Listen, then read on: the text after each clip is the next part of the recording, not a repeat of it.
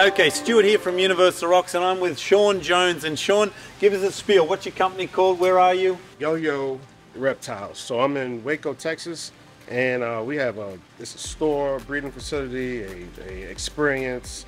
It's a 2,100 square foot building where you can come in and get educated by reptiles, get all the dry goods, the panels. I've been using Universal Rocks since I've started about 2.5 years ago. Happy showing Sean around my 50,000 square foot factory at the moment, and I'm really trying to educate him and show him on so many of the things that are maybe not online, or little tricks of the trade that he can use in what he's doing. One of the things here I'd love to show you, have a look at this. This is a rock here. This rock weighs about 5,700 pounds. Okay, so what we've done is we've grabbed this latex rubber here. Okay, we get that and we paint this on. Then you pull it off the rock or the tree, and look at the detail here. Okay, this is what makes it so real. As well as that, we're not using any paint, we're using crushed rock and sand to color it. So you get this 5,700 pound rock, which our forklift can barely pick up, and then you turn it into a 50-pound rock that you can jump all over, drill holes in it, run water over it, grow moss on it, put little tropical plants on it, and put it anywhere you want on your shoulder. So he's a new reptile buff, okay? I grew up catching these 40, 50 years ago, and here he is 2.5 years into reptiles. He's built his own store. What I love about what he's doing, he's educating everyone. I hate when people take these animals, they put them in environments, the poor animal's just in a pathetic existence. So educating, building, is using our panels to create. He just showed me one of a big 10-foot enclosure with one of his snakes in it, and he's doing a great job. Love it. Yes, sir. Have to come and have a look at your store. So he's come at a really good time because we've got about 30 of Brian enclosures all nearly done, ready to put glass and screens on top.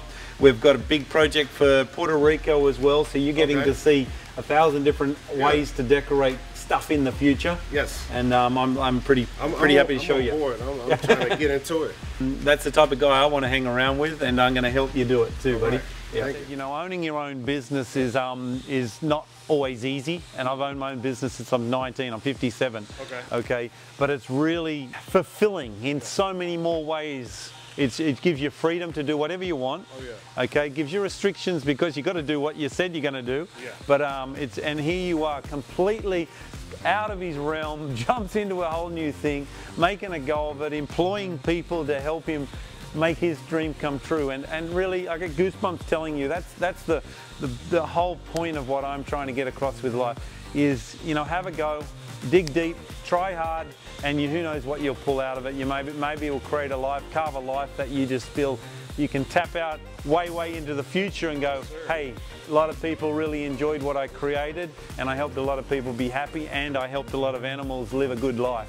All of the feed bowls, the hide rocks, any of our rocks you can actually just cut and turn into a hide rock, and you know, often when you've got a smaller animal, you only need a little hide for him to get in, but as that animal grows bigger, you can just cut it. Well, you can't do that with the other products that are on the market. You know, if you go into a really good zoo, you don't see any plastic, you don't see any pipes, you don't see anything. You just see beautiful landscape environment, beautiful animals, healthy, and that's what my whole goal has been, is I don't want to see all that stuff that makes it look artificial. I figure if I have the panels or using Universal Rock, I want to have the rocks and the ledges to all just go. They work for the animals. The animals need it. I do want you to meet Joey. Joey, hello, how are you, Joey? And, so she's actually been around a lot of this stuff in the wild. I work in veterinary medicine, but I also do wildlife conservation in other countries, mainly in Central and South America. Oh, I've never been there. Yeah. I've never been there. Peru, Ecuador, Colombia. Nice. So I get to see these guys in their natural. Oh, that's the best way. That's what inspires us when you do see it in the best place. Such as I grew up in Australia and seeing, you know, so many of the animals that are sold here, and many that aren't, and yeah, that's what inspired me to do the same. So again, someone else following their passion. I get goosebumps again. I'm crazy, but I'm pretty passionate about life, and when I see other people doing the same, it just makes it even better. One of the abilities we've got now, we've got these robots that can do 7 axis, and they're carving out. This is going to be a fire pit to replicate river stones. Very difficult for me to carve perfectly round things like this. So I'm hoping that with a fireproof top on this, we're going to be able to turn that into a fire barbecue / dancing fire.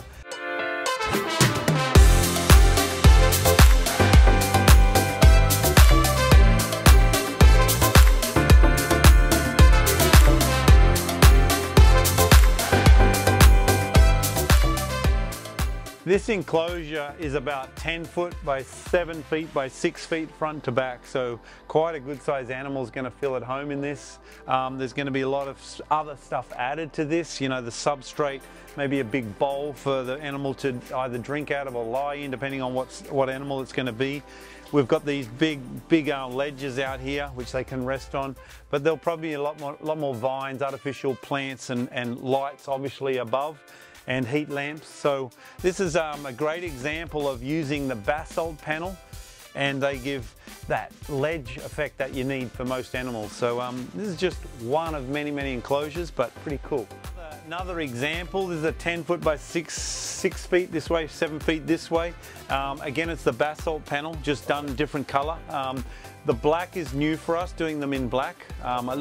There's parts of the jungle that are like that, so it's, I think, especially when it starts to build up some moss, if you've got some dripping water over it and whatnot, that's going to look really stunning when it's weathered a little bit more. Now, this panel was literally just bent into this shape.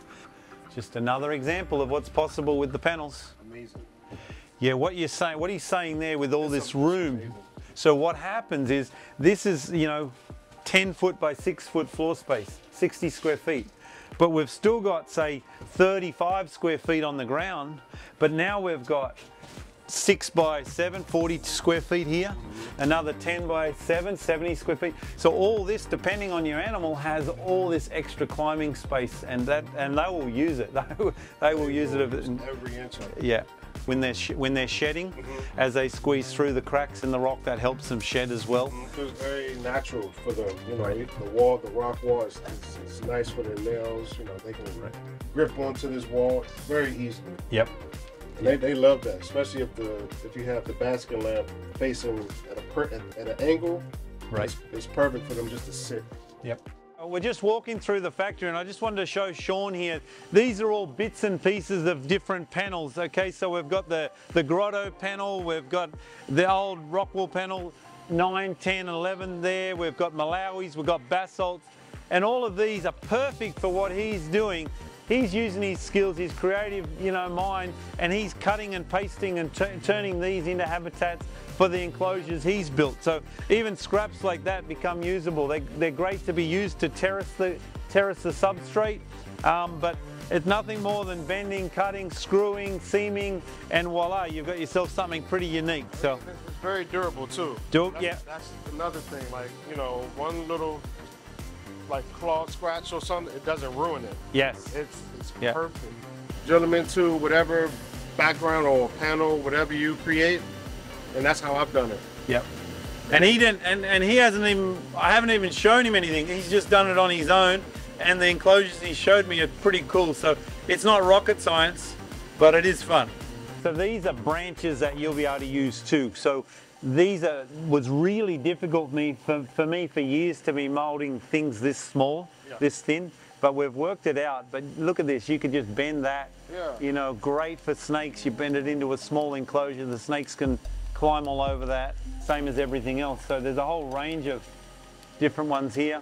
You know, some of these aren't even on the website, they're just stuff that I've used when I'm creating new stuff as well. I may have something that you guys are not going to be able to get. Like I was showing you just before, so this is the rubber, this is the mold. So we've got to spray into this, and when we spray into that, voila, that's what it comes out like. But you taking this and turning it into this. Yep. Yep.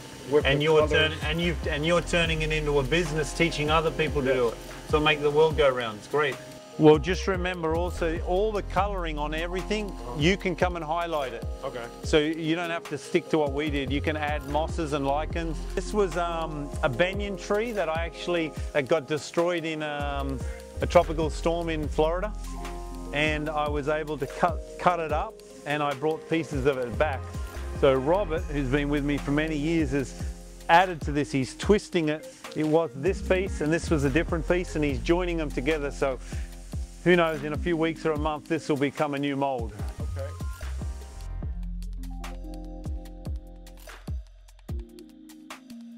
How do you seal it at the bottom?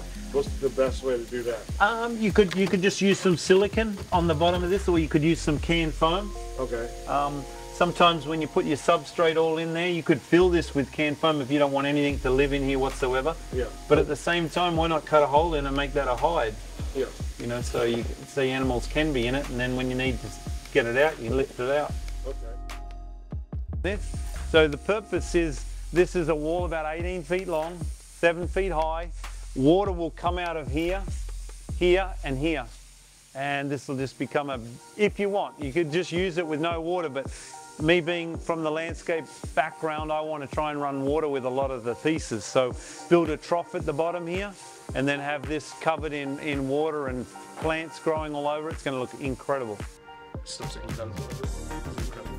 I have never been around this large about fish oil that looks so realistic. I mean, these guys are just fantastic. So this will have glass on both sides, the wire on top, lights on top, and you'll walk along both aisles. He did that the same in the last zoo that we helped him build.